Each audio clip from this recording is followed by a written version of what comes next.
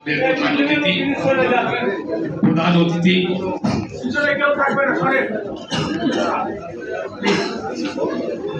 অতিথি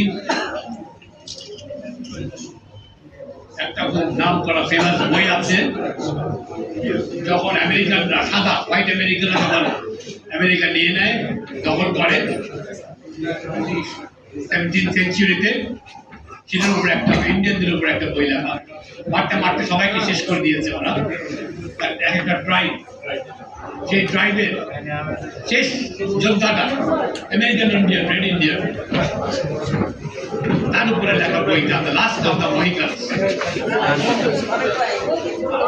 হাফিজ ভাই আমাদের মুক্তিযোদ্ধাদের জন্য almost the last of the Mohicans.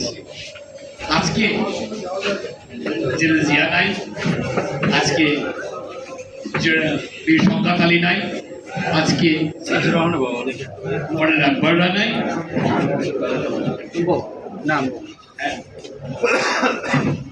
আজকে মেজর জেনারেল মইনুল হোসেন চৌধুরী বিপ্লব নামে খালি আছে আমাদের একমাত্র নির্দেশনা দেওয়া, নেতৃত্ব দেওয়া মুক্তিযুদ্ধের ব্যাপারে একমাত্র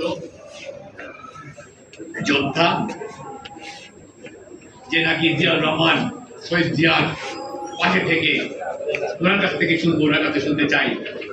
৭১-এ বীর তর্পে যুদ্ধ করেছিলেন সেই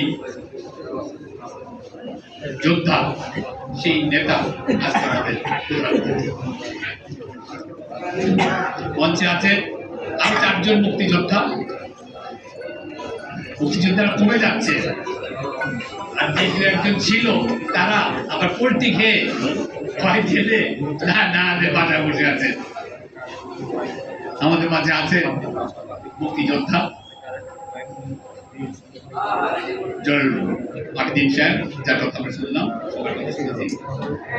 আর আছে